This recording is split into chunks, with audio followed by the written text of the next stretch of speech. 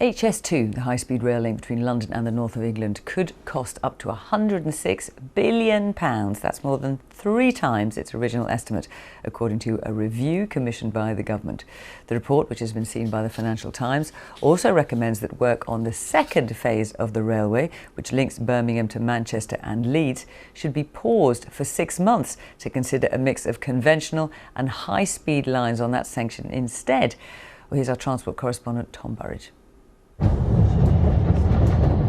Packed in from Birmingham to Leeds, a high-speed line would cut the journey time in half. But the fate of HS2 is in the balance.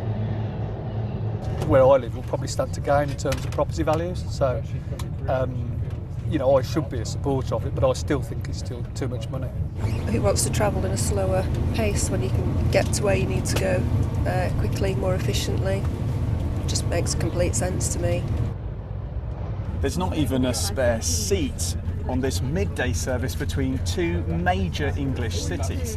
And it tells you why the suggestion that the second phase of High Speed 2 should be put on hold for several months while other options are considered is proving very controversial.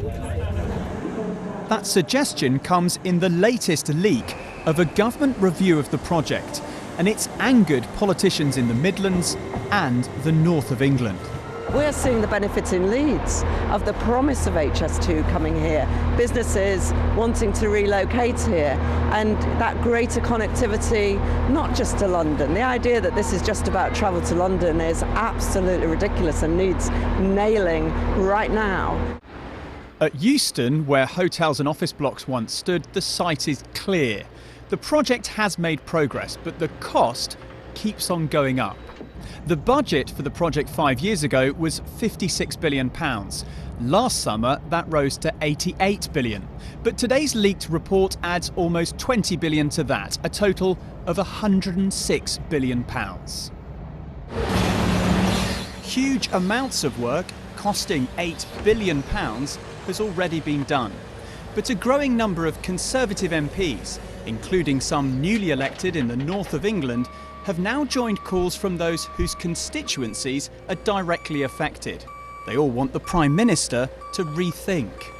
I think we can build a very strong case to the Prime Minister that says scrap HS2 and spend some of the money instead on Northern Powerhouse Rail, on East West Rail in my constituency, on other transport infrastructure projects that will make a positive difference to people's lives. Everyone agrees that links to cities like Leeds have to improve. But constructing a new railway is a long-term project. They've been working on HS2 for years. Now the government has to decide whether high speed with a high price tag is part of the answer. Tom Burridge, BBC News in Leeds.